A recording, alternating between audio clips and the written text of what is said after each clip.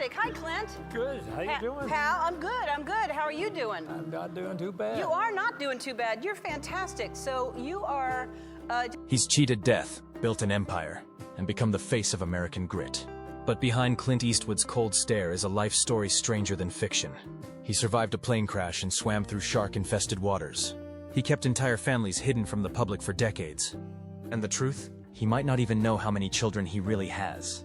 From unexpected fame to off-the-grid romances and near-vanishings that sparked death rumors. This isn't the clean-cut cowboy you think you know. Clint Eastwood is a living legend. But what if the real story, the one Hollywood won't show you, is even more dramatic than the films that made him famous? Stick around, because the final twist in Clint's life might be his most shocking yet. Clint Eastwood didn't just enter the world. He made an entrance, born on May 31st, 1930, at St. Francis Hospital in San Francisco. The newborn tipped the scales at a jaw-dropping 11 pounds. The nurses were stunned.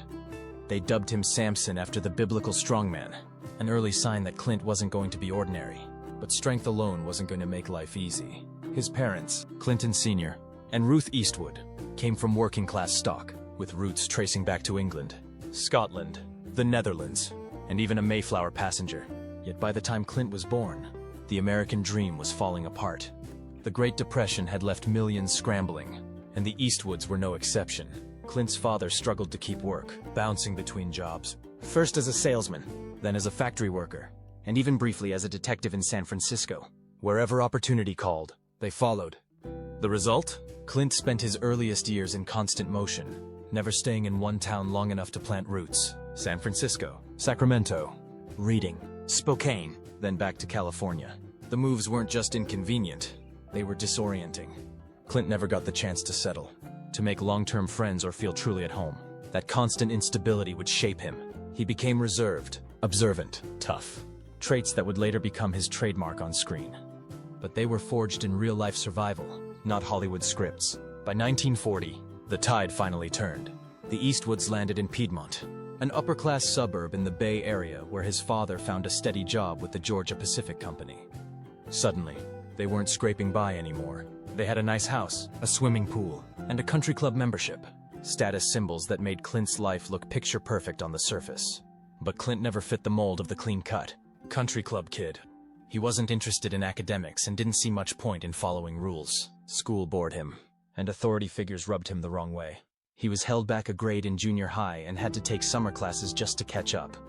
Then came high school, and that's where things really went off the rails. Clint wasn't just defiant, he was bold. He vandalized school property with obscene graffiti, once even setting up a flaming effigy on the school lawn. That was the final straw. Piedmont High expelled him. Just like that, the clean, stable life he'd just started to experience was ripped away again. He enrolled in Oakland Technical High, but the same pattern followed. Teachers saw flashes of talent, especially in theater, but Clint had no interest in drama class. What fascinated him were engines, music, girls, and freedom. He was already tuning out the noise and tuning into a life far outside the system. He wasn't chasing fame yet, but he was already running from something, and what came next would send him down a path he never could have predicted. After getting expelled from Piedmont High, Clint Eastwood's second chance came in the form of Oakland Technical High, a grittier, working-class school that didn't have the polish or prestige of Piedmont.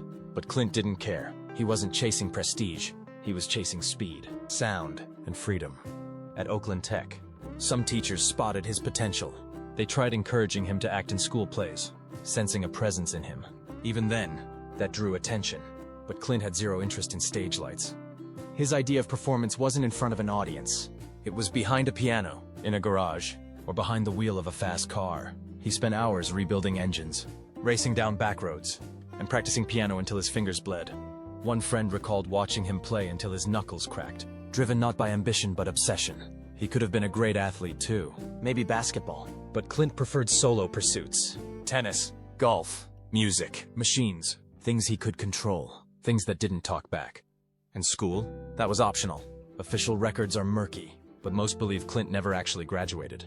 According to his longtime friend Fritz Meintz, Clint just stopped showing up one day and never looked back.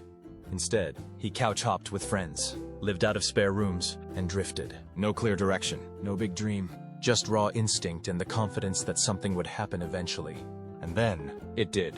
In 1951, the Korean War was in full swing. and Uncle Sam came calling. Clint was drafted into the U.S. Army, but instead of the battlefield, he landed at Fort Ord in California, about as safe a post as a soldier could ask for. His role? Swimming instructor. It was a comfortable assignment that let him keep his tan, stay active, and stay far away from combat zones. But fate wasn't about to let him off that easy. On September 30th, 1951, Clint was hitching a ride back to base from Seattle in a military aircraft. It should have been a routine flight. It wasn't. Just minutes in, the plane hit bad weather. Visibility dropped. Turbulence rocked the cabin. Then, things got worse. The rear door of the aircraft suddenly flew open mid-air. Clint and the pilot managed to rig it shut with parachute cords. But the situation kept unraveling. The radio failed. The oxygen system cut out. And then, the unthinkable. Fuel ran out. Somewhere off the coast of California, in the freezing Pacific fog, the pilot was forced to ditch the plane into the ocean. No GPS, no rescue team. No certainty they'd survive the next 5 minutes. Clint managed to inflate a life raft, but a rogue wave flipped it, throwing him into the water. He started swimming, freezing, disoriented, hallucinating.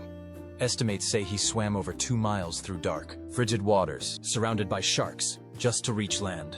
Hours later, he stumbled onto a rocky beach and made his way to a remote RCA radio station. He was barefoot, soaked and half delirious, but alive.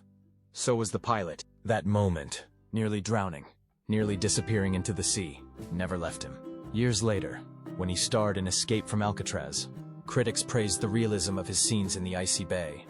What they didn't know? He'd already survived something far worse. But the most unbelievable part? That wasn't even the last time Clint Eastwood would cheat death. After barely surviving a plane crash, most people would slow down.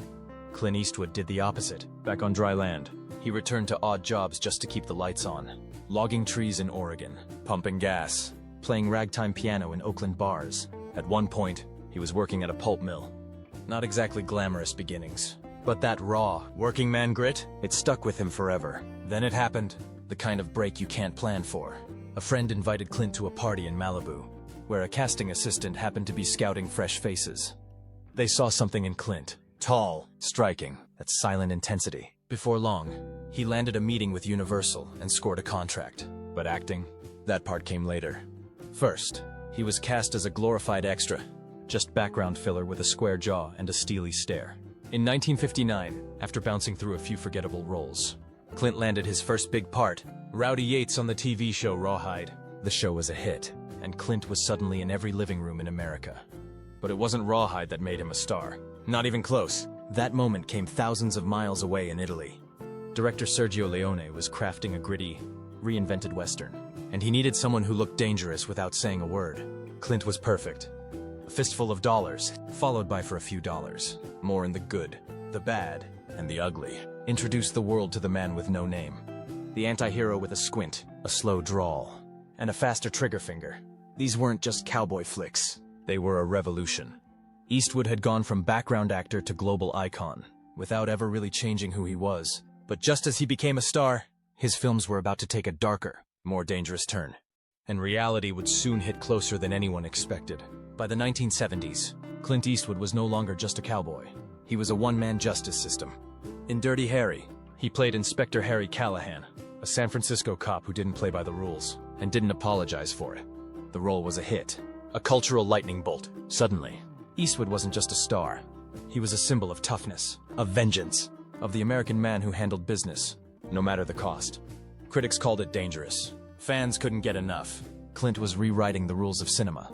Tragedy was creeping in behind the scenes. During the filming of The Eiger Sanction in 1975, Clint's team needed final shots for a dangerous mountain climbing sequence. 2 expert climbers, David Knowles and Mike Hoover, were brought in. The footage was captured. The job seemed done. Then, disaster.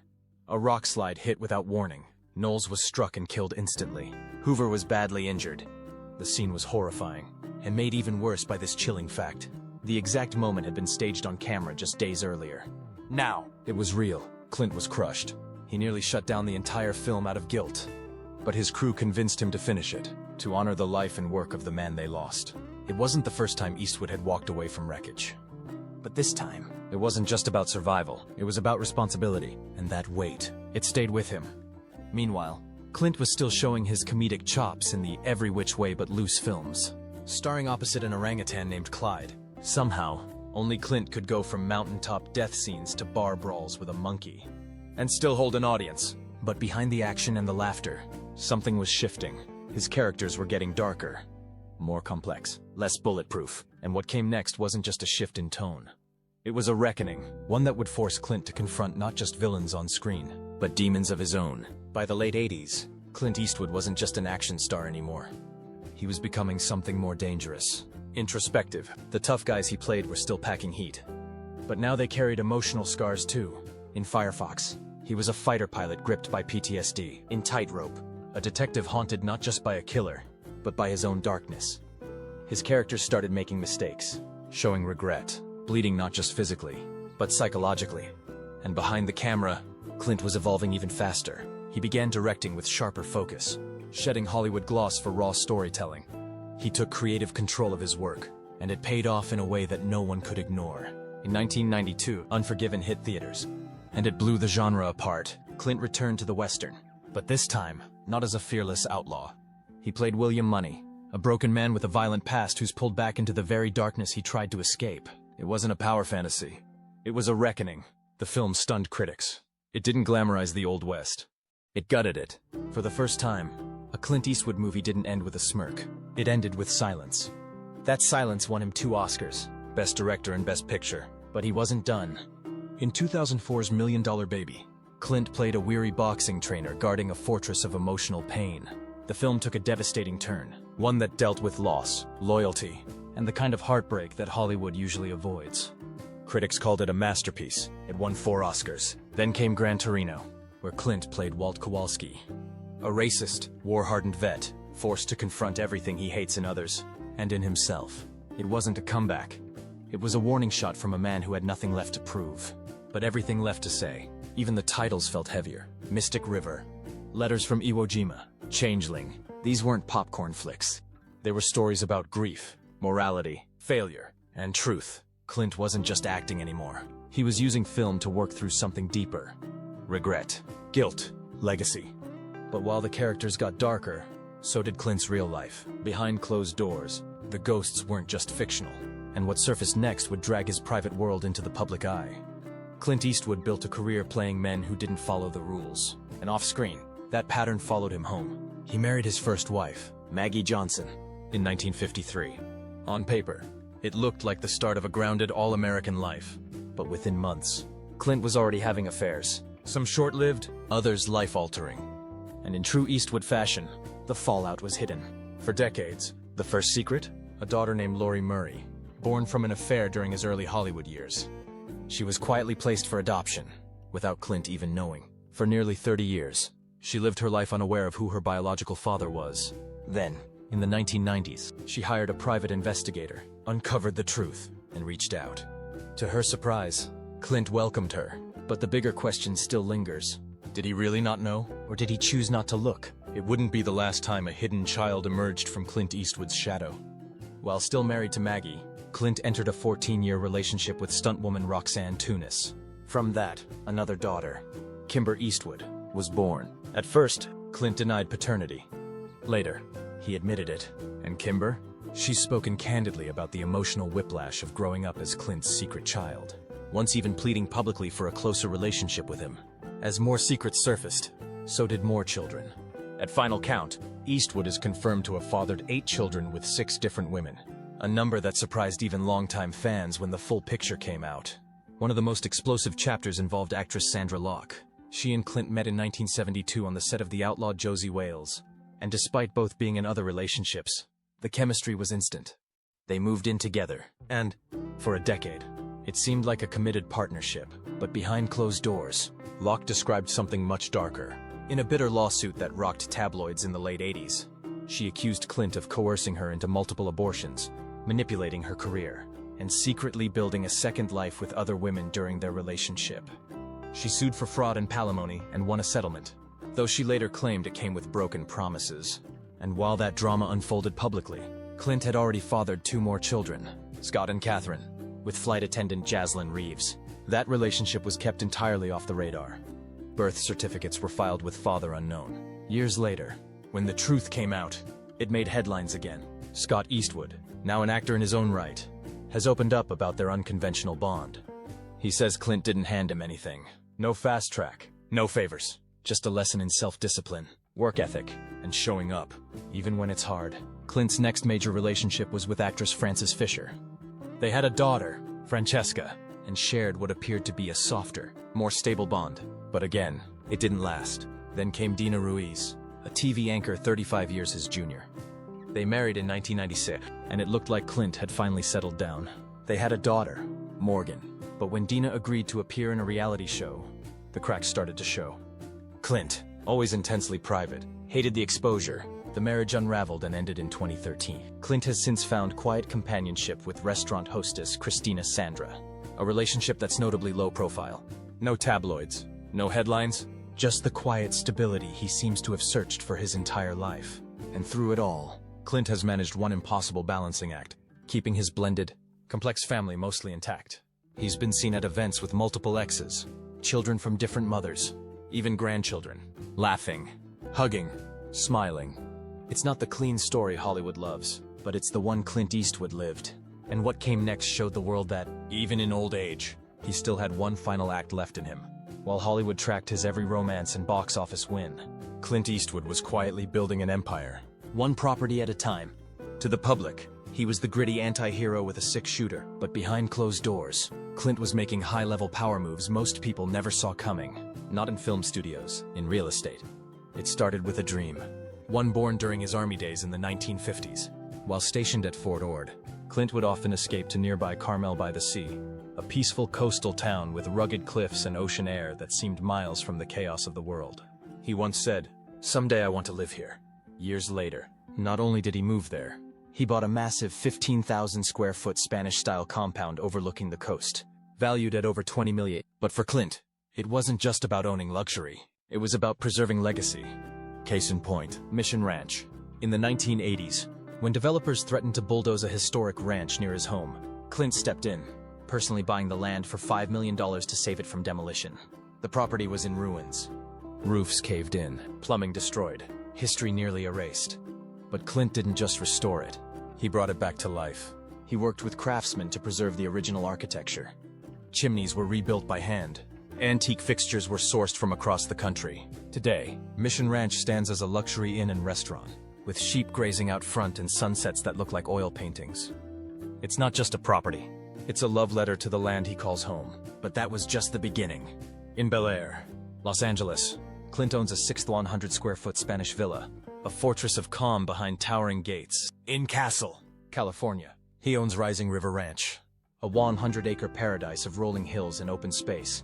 No red carpets, no paparazzi, just silence and space. And in Sun Valley, Idaho, Clint built a 6,000 square foot mountain home with panoramic views of untouched wilderness. 5 bedrooms, handcrafted interiors, a private man-made lake, and a barn built for intimate gatherings. It's the kind of place most celebrities rent for a week. Clint built it for life. Then there's his beachfront villa in Hawaii, remote, peaceful, and featured on Mrs.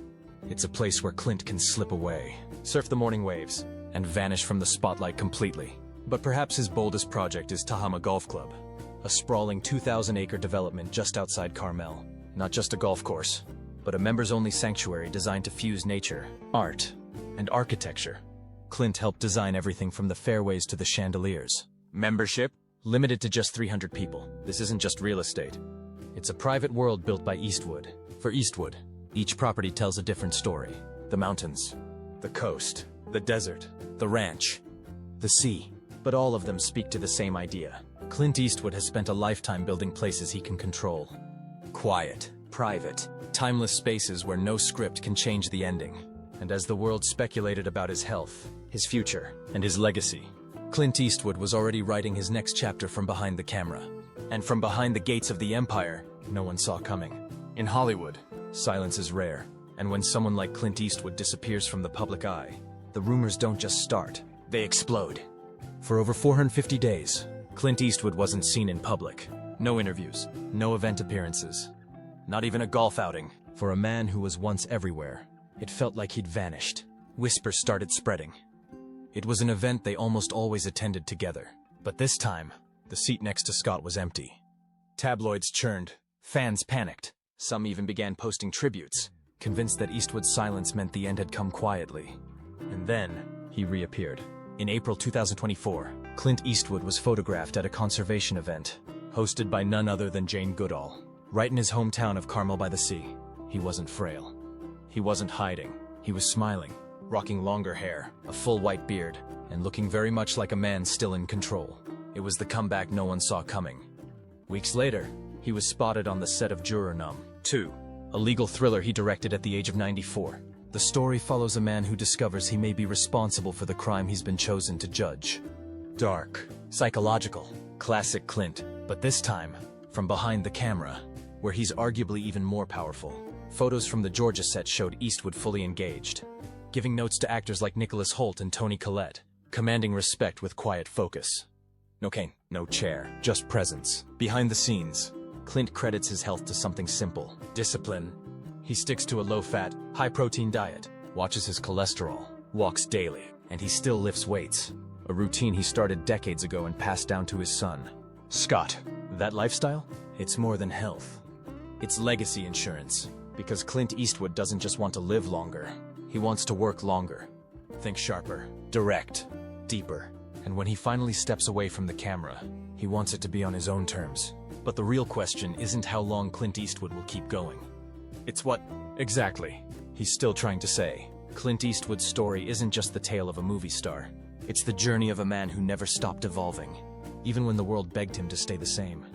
From a towering newborn nicknamed Samson, to a Hollywood icon who nearly drowned in the Pacific. Dodged scandal after scandal, buried friends, built empires, and fathered a legacy as complex as any character he's played. Clint Eastwood never followed a script. He just lived. His films redefined masculinity. His silence became louder than most people's shouting, and as the decades passed, one thing became clear. Clint never wanted to be a hero. He just wanted to tell the truth, even when it was ugly. Whether it's the haunted gunslinger in Unforgiven, the wounded trainer in $1 Million Baby, or the bitter old veteran searching for meaning in Gran Torino, every role was a reflection. Not of who he was pretending to be, but of the man he was becoming. A man who built homes not to impress, but to escape. A man who directed films not for fame, but for control. A man who made mistakes, had secrets, and outlived nearly every one of his critics. And now, at 94, Clint Eastwood is still standing, still working, still creating. He's not chasing a final masterpiece. He's quietly adding the last brushstrokes to a life most of us couldn't even imagine. Not perfect, not polished, but real. Because maybe Clint Eastwood's greatest performance wasn't on screen. Maybe it was surviving the storm, again and again, and walking away with the same calm stare that started it all. If this story surprised you, if it made you see Clint Eastwood in a whole new light, drop a like. Tell us what shocked you most in the comments. And if you want more legends, more untold stories, hit subscribe. We're just getting started.